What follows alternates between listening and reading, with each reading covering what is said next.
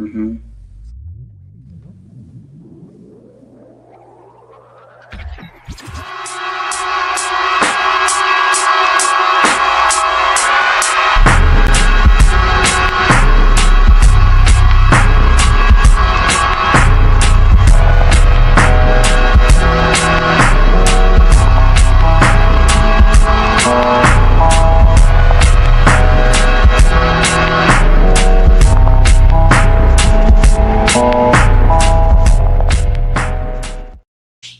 Ladies and gentlemen, welcome back to another episode of MetsMania. I'm JJ Seglio, joined with a new guest this time. It's my All guy, good. RJ Chabon. What's Welcome up, in. everyone? Thank you, JJ, for this opportunity. This is gonna be awesome.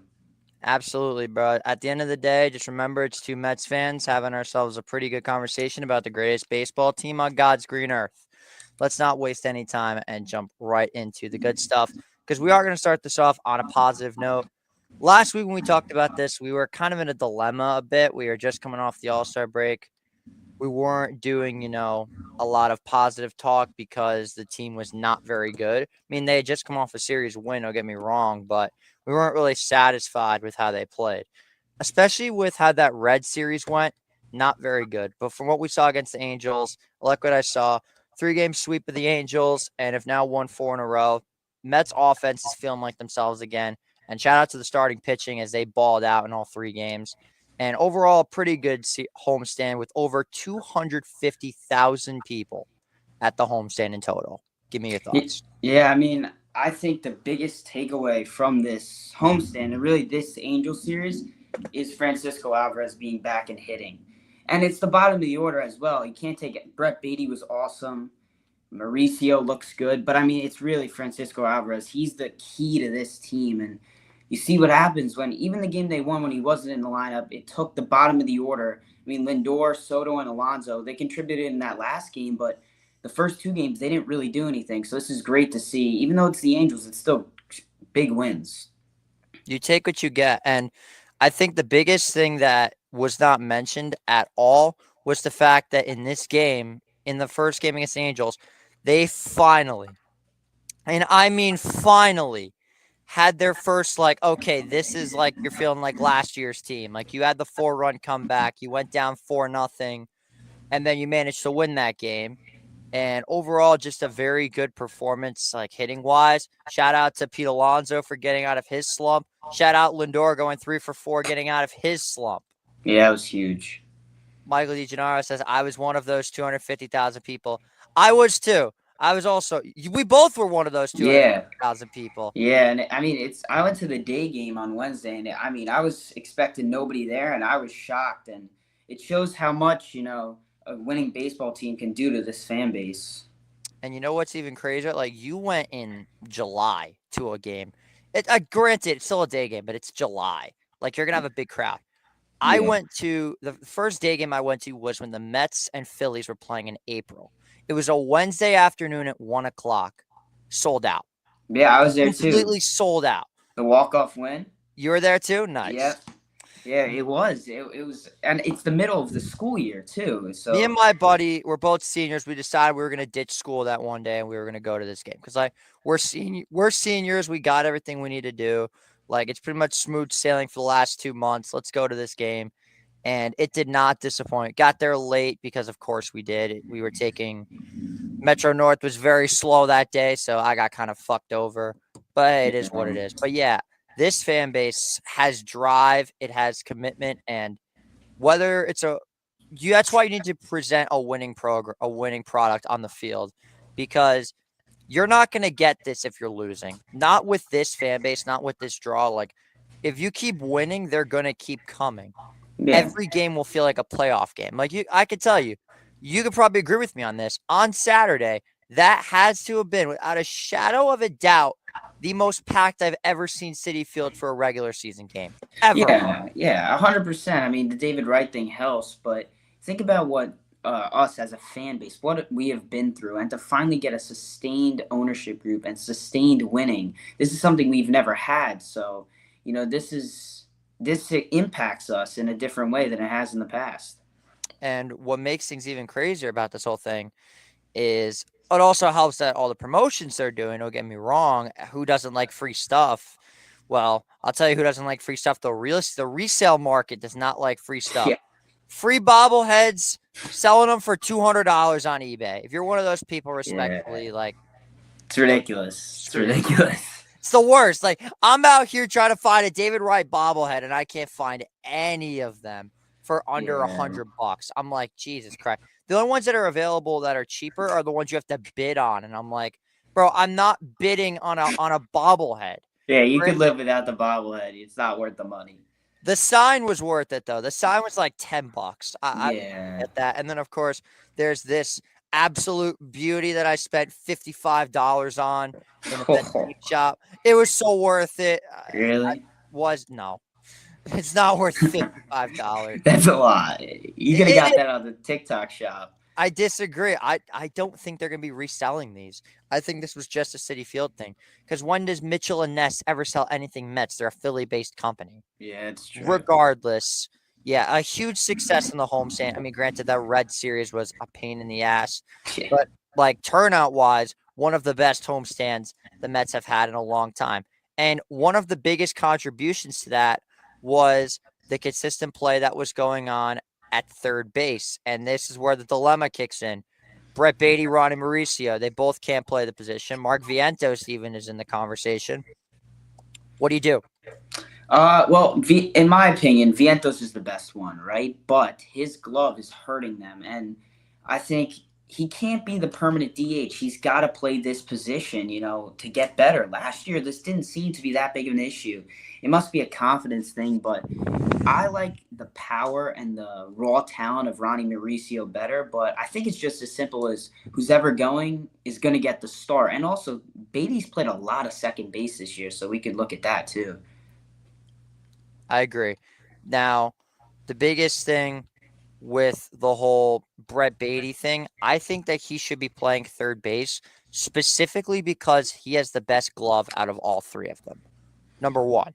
Number two, the guy mashes when he's at home. I mean, have you seen his splits at home? He has one homer on the road and a lot at City Field. We both saw one. Yeah. Twice. Yeah. We had the one against the Reds and then the one against freaking Zach Wheeler. Yeah. Like doubled and not even like a short one. Like I could tell you, me and my buddy are on the lines. We're getting Fuchs. We got in the game late.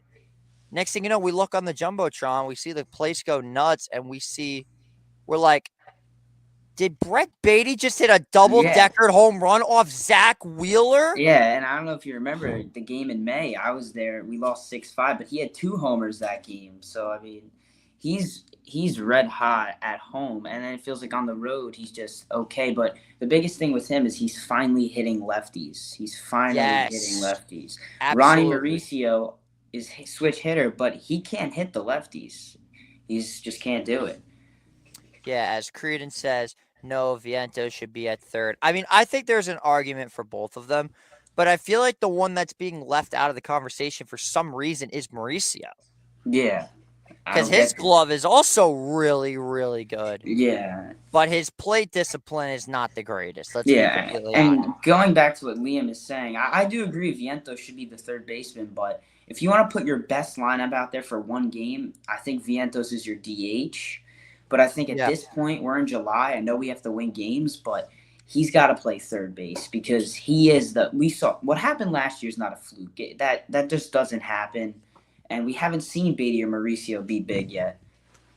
I have a feeling Mauricio is either going to get sent back down, benched, or traded. Yeah, Beatty, I think I hope we don't trade him unless it's for like a Byron Buxton. Beatty, on the other hand, I feel like has secured his spot. But speaking of trades, something did go down today, and I can break this news. It was live on the J&J show where my guy Tommy up next gives me, he drops a comment and he says, Mets made a trade. Mets got Gregory Soto from the Baltimore Orioles. Now, at first, I was not happy with this move because I don't like Greg Soto. Him on the Phillies was awful. Just awful. Yeah. And also his splits in Baltimore, not really something that is appealing to the human eye. But then I remembered something. I'm like, wait a second. This guy is not going to be starting. This guy is going to be, he's not going to be our closer. He's basically going to be like a long middle reliever. Yeah, And and I'm very happy about that because we finally have a lefty. And speaking of trades, I'm not sure if you heard, I believe Luis Roberts on Hug Watch. I have a yeah, feeling he might be out of here.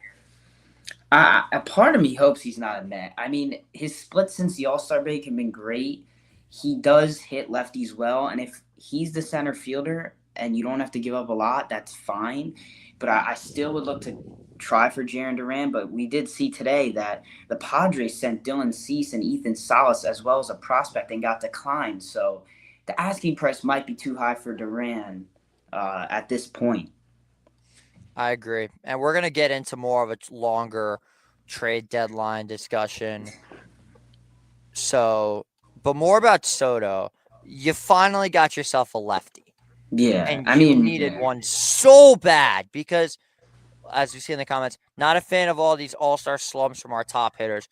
Two of them broke out of it, though, yeah. which Soto is will very be refreshing. fine. He'll be fine. Soto isn't really in a slump. Soto is just Yeah. like, he's done so much. We're expecting him because he had, what, 11 homers in June? He's also We're like, impacting the game in other ways, you yeah, know? but we're like, oh, we're expecting him to hit a home run every single at bat because Yeah. of how good he was. That's not going to happen. Yeah. Like, it's going to become something where, you know, I like how we're talking about one Soto when we Yeah. just, our topic's about the other Soto. But it really, in my opinion, it all is going to come down to consistency.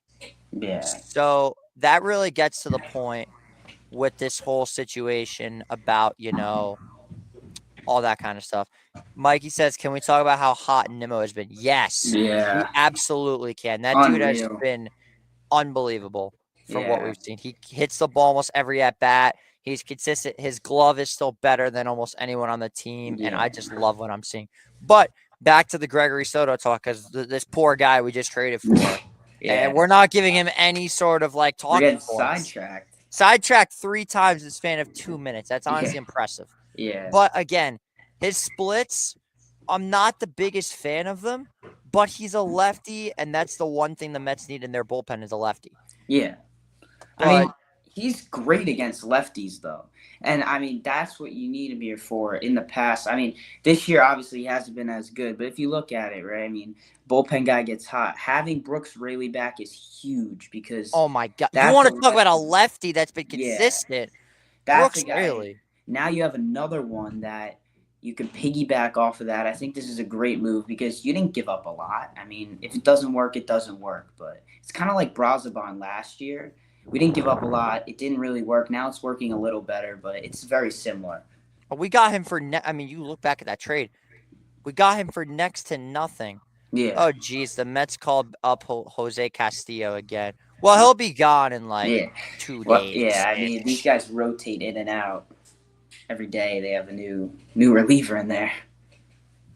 Yeah, it's all going to come down to whether or not we think that these guys are going to be, you know, consistent enough to continue to give you innings and not give up a million runs. That's why I think Soto is going to be a solid addition. Yeah. I'm gonna have to go back to the J&J show and clip that because, like, I mean, at first, I'm gonna be honest, I was pissed. I was Really. really pissed when I heard that I because I didn't mean, think it was real. Why would we get yeah. Greg Soto? I mean, it's been rumored, but again, it's better than these AAA guys we keep bringing up and down. He's going to be better than that, and you never know. I mean, relievers from one team to another they switch. So Soto could get hot, and he could be a huge piece. Like look at Stanek last season in the playoffs. He was unreal for us, and now he's not. So it's on and off with relievers. You don't really know. Yeah, but since we don't know what he's gonna be like this year in the playoffs, I feel like he's always been more of a high leverage guy, in my personal opinion, Yeah. about a guy like, you know, Ryan Stanek. I'm excited for Acuna in the next couple of years. Well, that's if we hold on to him. Yeah. Acuna brings so much to this team, but it's like, where is he playing, right? That's really his thing. It's very strange. But Yeah. the names that I feel like it's going to become very interesting. Oh, Lord. People are photoshopping Ketel Marte, the Houston Astros. No way. That's just never gonna happen. Come There's on no way. now. Come on with that. That guy's the best second baseman in the league. They're not going to get rid of that. Yeah, that's not even close. But moving on to what's going to be the really, really juicy topic. So I have a feeling this is where we're going to be getting most of our comments. We started this talk last week with Jax. RJ is here. He's going to be taking the initiative to help me clear my head up with even more talks about the trade deadline. It's in 6 days. You can find all the trade coverage here on Empire Sports Media. We will be doing our third annual trade deadline stream. It's going to be me, Jacob Kaplan, Jax, and a bunch of other members of this team, along with a few other guys. It's a fun thing that we do every year now. And RJ, I hope that you're able to join us on the 31st. Yeah. And I mean, look at this deadline, right? I mean, this is the year for the Mets to go for it. The Dodgers look vulnerable. The AL's a little weak. But again, I think David Stern said their preference is the bullpen now. I hope Soto's not the only guy we get from the I pen. don't think he's the only guy. Yeah, and I think he said a starter would be nice. I'm looking at a guy like Merrill Kelly, who's, been in the playoffs before on the Diamondbacks. He's got, great experience. You can look at him, but I don't think they need to go for that high leverage arm. I mean, Holmes can go to the pen. I think we're in a really good spot, but center field is a huge question mark. Yeah, I agree. Now, I had this up for a second, but you were in the middle of it, so I wasn't going to interrupt you. Mike says if Acuna doesn't try to hit the ball 500 feet, he could be a really good hitter. He could be a 300 BA. He's fast as hell, and his glove is amazing. I agree. I Yeah, feel like he tries to be too much like his brother. yeah, he does. And he's not as big, but look at this year. Guy on third, less than 2 outs, and Acuna's up. Seems to strike out almost every time. So that's just a young player, but he'll get better with that. I want to hold on to him for now. We'll see. Creedon says, how do we win games? Everyone is barely at 250 BA because batting average is not the most important statistic. Yeah, it doesn't matter anymore. It's a very hot topic. But looking at this list specifically, if I had to pick the guys I want from this list, it would just these 6 guys. Carlos Estevez, because I know he won't cost much. Yeah. And honestly, like a David Bednar, but someone more like a Griffin Jax. Yeah, I saw Jax. I also saw Duran from the Twins. I don't think we can go and get a closer and turn him into a setup man. If we get Duran and Diaz back to back, I mean, it would be electric. But what would you have to give up? I think Ronnie would have to be in a lot of these packages, and I don't want to do that. Cedric Mullins is someone I would stay away from personally. I'm not sure about you. Yeah. I feel like Cedric is a guy I just don't want. Now, sadly, this comment pisses me off because I've been saying this for months now. Mike once again says, just imagine if this team got Hunter Brown in that Verlander trade. That's just rotten luck. Yeah, was that like a possibility? It was either him or Gilbert. Oh. But Gilbert was their top prospect at the end of the day. And we don't know. Gilbert could get moved, but I hope he doesn't. I'd like to keep him around. We wouldn't be saying this, though, about Hunter Brown if he didn't have this just unbelievable season that he's had. Yeah. Granted, he would be absolutely perfect in terms of, where he'd be in this rotation because you need another starter. You do not have enough starting pitching by any means of the equation. But overall, I mean, I like with what they've done as of now, especially in terms of the starting pitching. Having Senga Manaea back is huge. Big, yeah. Holmes will probably get moved to the bullpen for the 5th, 6th, and 7th innings of playoff games because I think that's what would be good for him is a nice little 2-3 innings. Yeah. They're saying like they wouldn't move him to the bullpen, but I feel like they're specifically talking about regular season. Like, yeah, not trying to get off topic, but imagine if the Tigers traded Skubal for the that was a possibility. We were sitting I had my buddy Martin on, who's a Tigers fan, and he said that he was only on the stream to make sure Skubal didn't get traded. Yeah. And then we were sitting there for hours, like, wait. Announced Skubal to the Orioles. Announced Skubal to the Yankees. Skubal to the Mets. Blah, blah, blah, blah, blah. Is this actually going to happen? Yeah. And they held on to him, and then he won the freaking Cy Young. I mean, that was a real possibility. He was going to be moved. And, I mean, I hate that, we're already talking about Skubal leaving in a few years, even though the Mets are in the running. It's like, come on, it's the money. And That's a topic for another day about what baseball needs to do with that. But again, yeah, if Scuba got traded last year, the MLB is completely different. The Tigers would not be in the position they are, and there's no questions about it. Yeah. And that to me is one of the biggest things. Oh, Lord. Where do you see us in the playoffs this year? I'm going to get back to that because I saw another imagined scenario, and this one pisses me the hell off even I, more. I this knew is it. I knew it. I knew someone was going to bring it up. yeah. God, I mean, I heard recently that Beatty or Alvarez, we turned that down, which By I the get at way, the in terms of time, but PCA, in terms of PCA, I guess shout out Will McDermott. yeah, I can't with PCA. I can't with the PCA talk.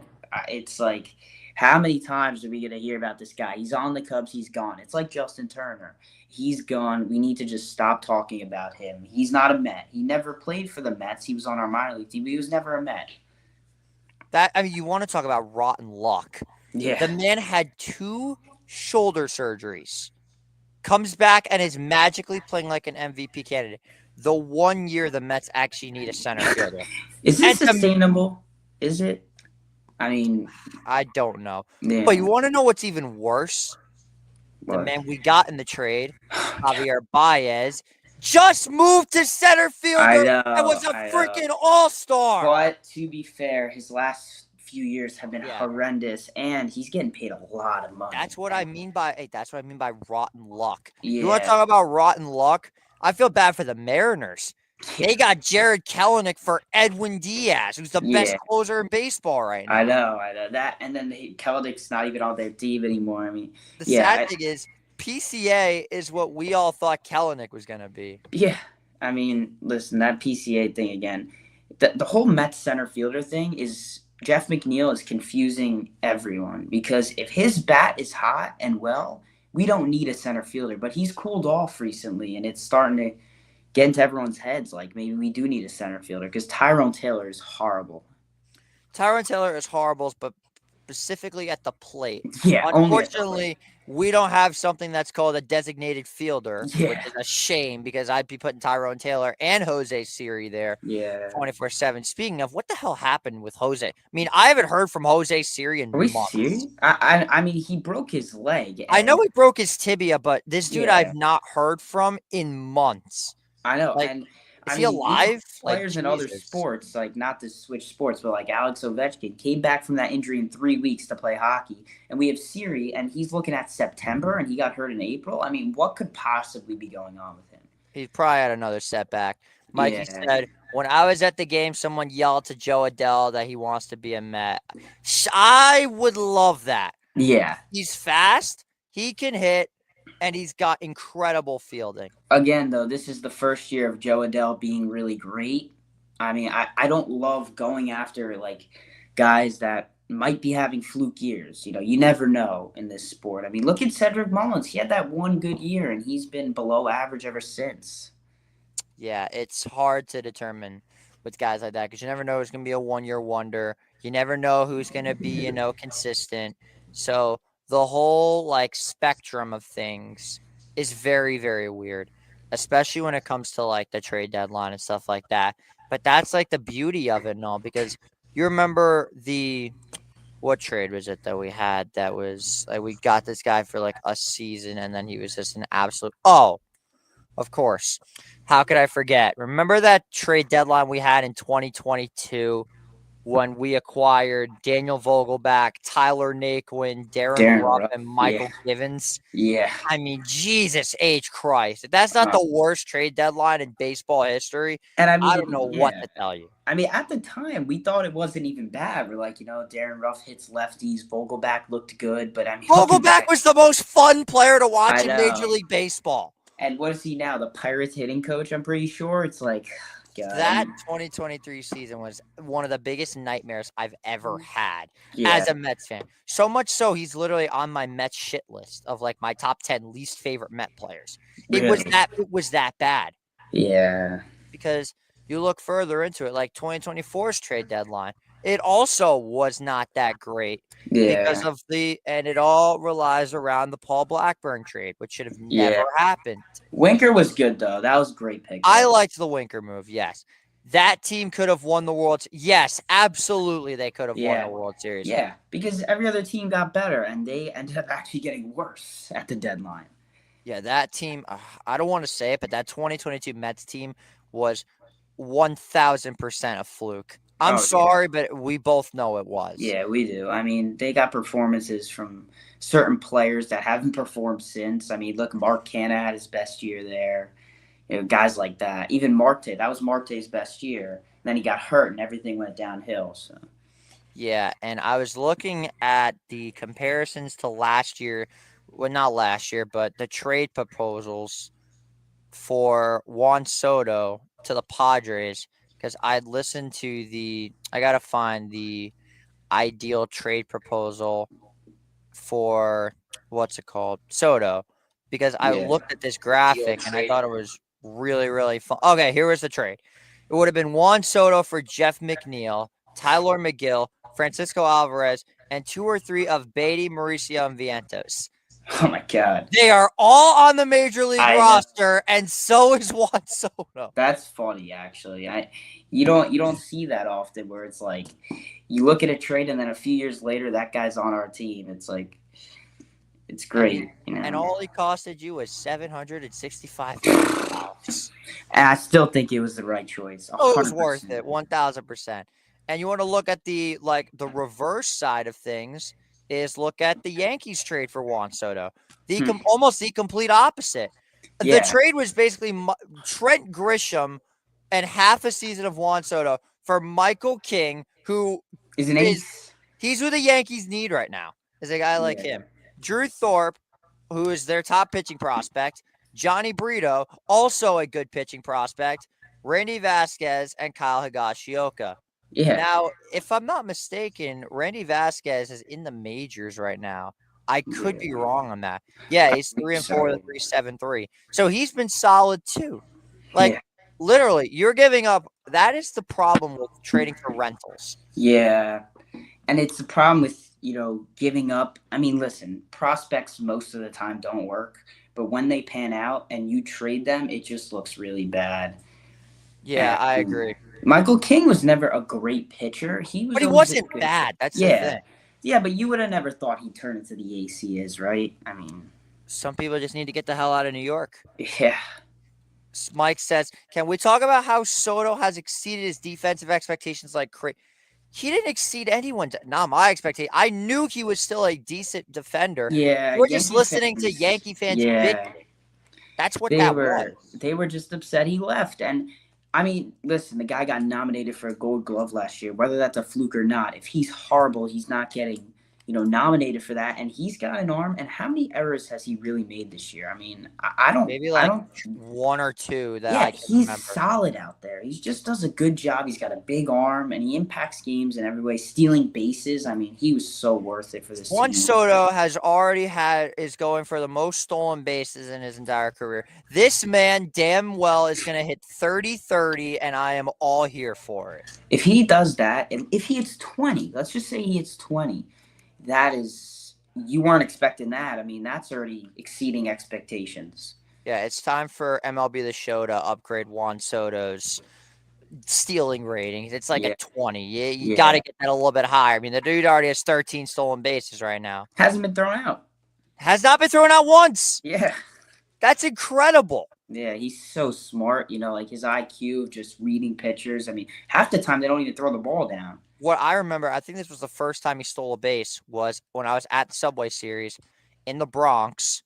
And next thing you know, I'm seeing Soto. And by the way, the Yankee fans were booing this man louder than anyone I've ever heard in my life. And He didn't know anything. I went to Game 3 of the NLDS and hearing Mets fans booing Chase Utley. This was somehow louder. Wow. But anyway, like looking back at it, he draws the walk, and then like on the second pitch, he stole a bag, and I'm sitting there like, did Juan Soto just fucking steal a base? Yeah. Without the pitcher even throwing? Yeah, I mean he does that. It's like And when he steals, if you watch him, like if they just throw it over, he's picked off. But he reads when pitchers don't look, and he's gone. And that is something that the Mets need is a guy that can steal bases. Like, I want guys like Brandon Nimmo to steal more bases. Yeah, but honestly, with the knee and the foot, the injuries he's had, you'd rather just him in the lineup. I get where he's coming from with the caution at this point. That is true. And like again, like a Tyrone Taylor, if he's playing, I want to see him stealing bases. Yeah, Soto has more than him. He's got 10. But the Yeah. thing with Taylor is Taylor doesn't get on base, so he can't steal bases. I'll tell you what, if we get Luis Robert, your ass better be stealing bases. Oh, yeah. We're not getting you just for fielding. We need someone to steal some bases. But the guy that I want is not on this picture. And he's rotting in the AL Central like Robert.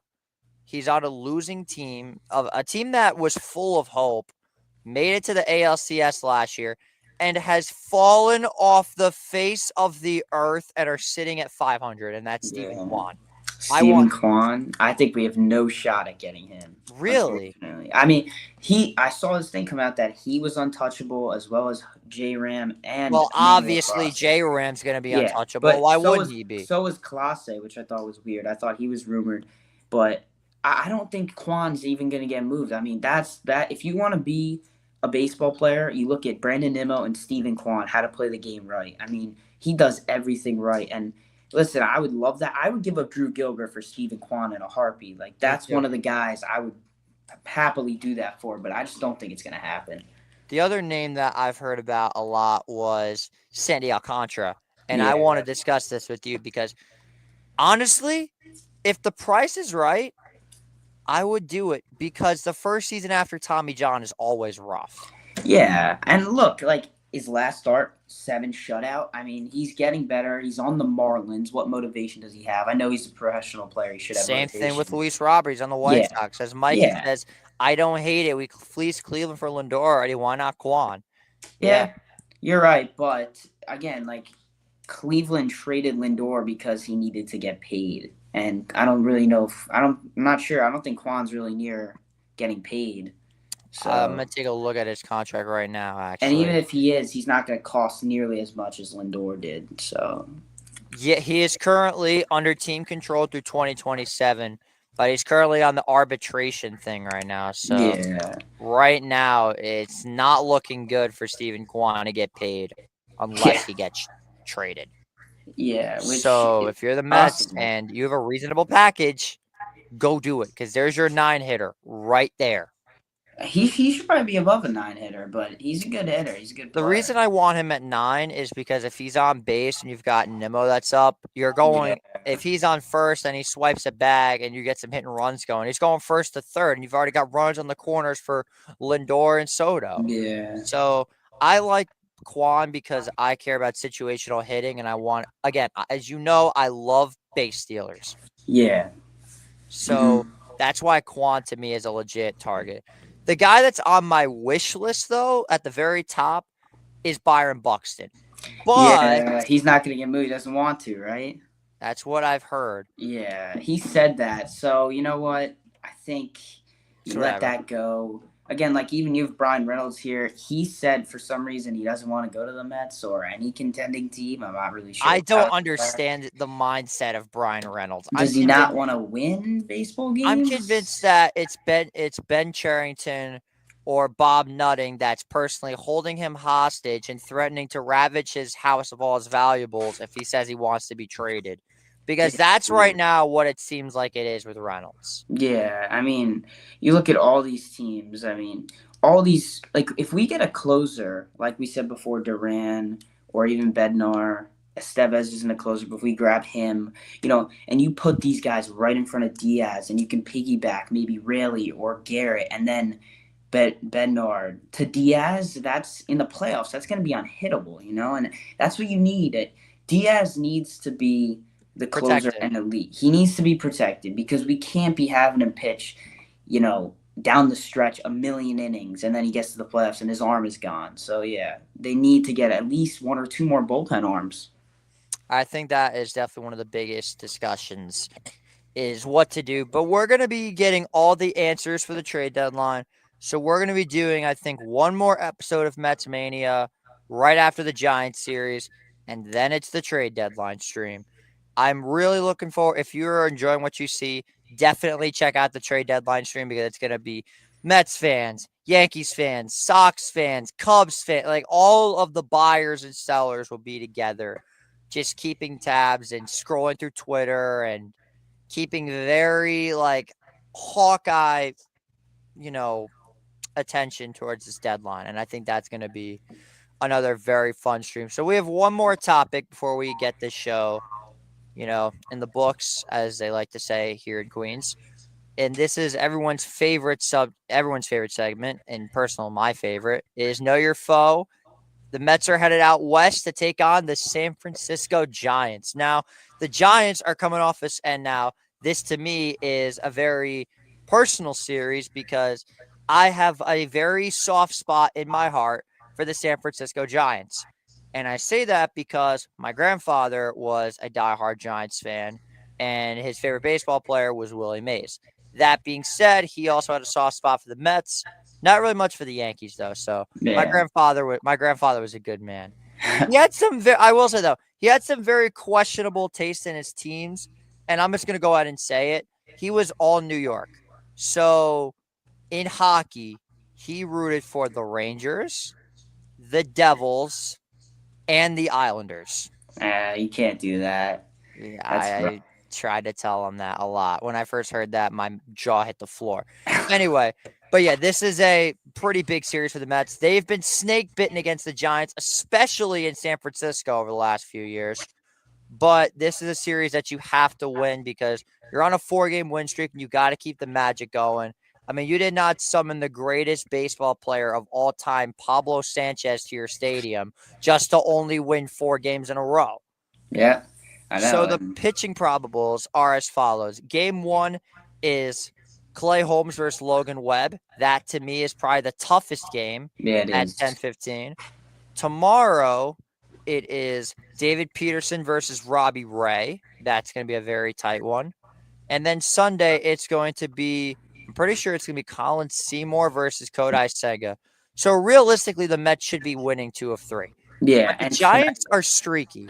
yeah, tonight's the hardest game because we don't know what we're gonna get out of Clay Holmes. His last few starts have been really rough, and if we get a good Clay Holmes performance tonight with some depth, the Mets have a shot. Logan Webb's tough, so is Robbie Ray, but the Mets matching it with Peterson. This is a great pitching series. Between 2 of the better pitching teams in baseball, and they both cannot hit for shit consistently. Yeah, We're going to be seeing a lot of 2-1s, 3-2s, 1-0s, a lot of, if you like hitting, this is not the series for you. yeah, definitely not. It's gonna be 1 in the morning. We're gonna have a 1-0 Mets win. Hopefully, just some I score hope like so. that. Yeah, I'm considering maybe streaming one of these Giants games. I don't know if my sleep schedule can handle this. You got the one Sundays at 7, so Yeah, so Sunday is probably the only one I would do, but it's going to come down to a lot of things. But yeah, regardless, I'm predicting the Mets to take 2 of 3. I'm thinking a big series from the Fab Four, as I like to call them. But also, I think this is where Alvarez is going to hit a ball, and he's going to hit one in the water. That's yeah, my prediction. yeah. I think the Mets. We have 6 games in this road trip. We go to San Diego after. If you're looking at this heading in, you got to go 4-2 at the worst. Stay. I think 500's pushing it. I think if you're able to win both of these series, take 2 out of 3 from both, and hit back home, you did something right. These are 2 very good baseball teams, and like you said, Alvarez is going to have a big series. And if the Mets want to win, Beatty's got a hit now on the road. Mauricio, they all got to contribute. It can't just be the Fab Four. Even though they can maybe win you a game or 2, everyone's got a hit for a good baseball team.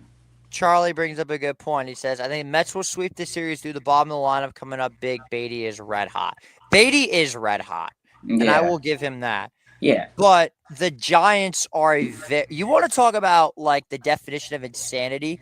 Watch the San Francisco Giants play baseball on a nightly basis. We facing Webb tonight. Mets never hit Webb. Yeah, that's true. But I have a feeling that the Giants offense is not going to bail him out at all. I yeah, mean, you watch that Giants team hit, because I obviously have MLB TV because my buddy gave me a login, so shout out to him. But I will have normally two main games on. So obviously the Mets are on the TV or the main laptop because obviously why wouldn't they be? But then after the Mets, I always put on the Giants games because obviously it reminds me of my grandfather. And if I wasn't a Mets fan, I'd be a Giants fan. But watching them play is so goddamn frustrating. Yes, Charlie, you're welcome. It's it's so fucking frustrating watching that team try to hit the ball. I mean, you've got Rafael Devers who doesn't know what he's gonna do on a nightly Yeah, basis. he's playing first base now, though. He is, finally. You've got Patrick Bailey, who's on and off. You've got Matt Chapman, who's on and off. That whole lineup, and by the way, I'm pretty sure, I think the lineups, I'm not sure if they're out yet or not. Probably not. We got like 6 hours till game I time. forgot game's not till fucking Yeah. 10 p.m. Like, the big guy for me for the Giants is Helio Ramos. I mean, he's had a very, very good season, and I know that. I have him on my fantasy baseball team, and I'm starting him because whenever I have guys that play against the Mets, they play really well, i.e. Tyler Stevenson, i.e. Taylor Ward. He's hitting 267 with 14 bombs and 50 RBIs, OPS of 769, but the Giants really don't have anybody with very good OPSs. But also, Willie Adames, I mean, you want to talk about having a down year? Jesus Christ. I mean, I could have told you that contract wasn't going to work out. I mean, he's playing a huge ballpark.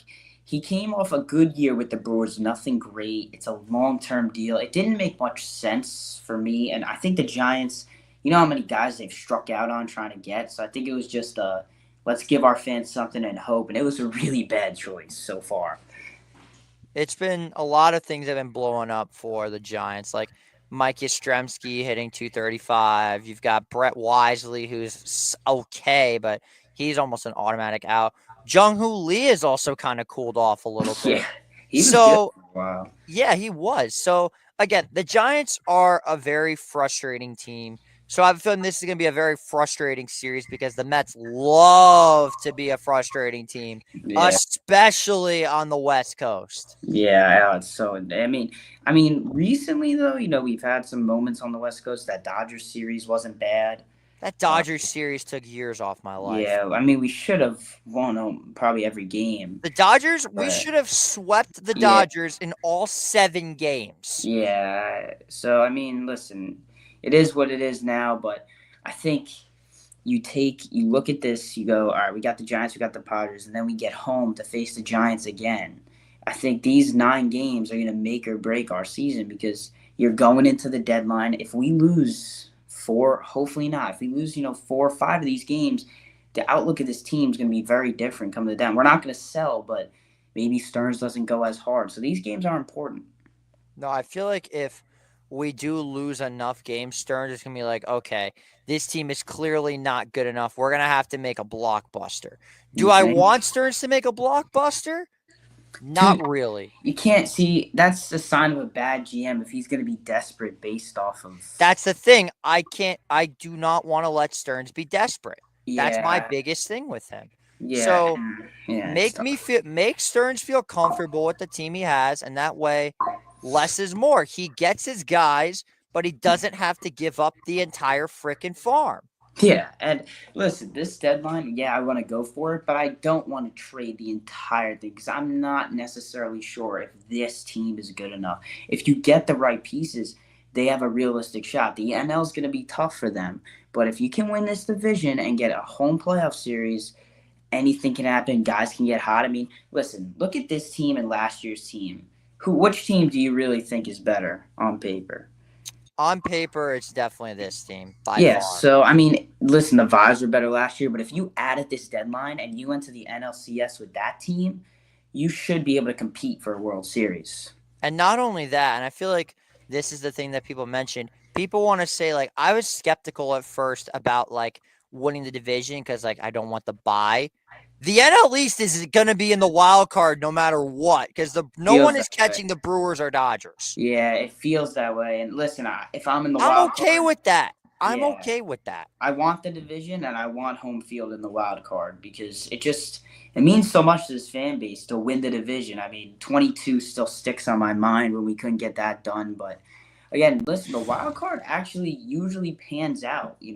Teams that make the wild card usually do better than the teams with the The third bye. wild card has made the National League Championship Series 3 years in a row ever since they've come up with that. So, not trying to scare any Mets fans off, but if we do end up facing the third wild card team and we do end up losing to them, don't be surprised. It just might be an omen at this point. Yeah. But yeah, that's going to be all the time we have for another episode of Mets Mania. RJ, appreciate you for joining me today and enjoy yourself. Enjoy the rest of your day as always. Yeah, thanks for having me on. This was awesome.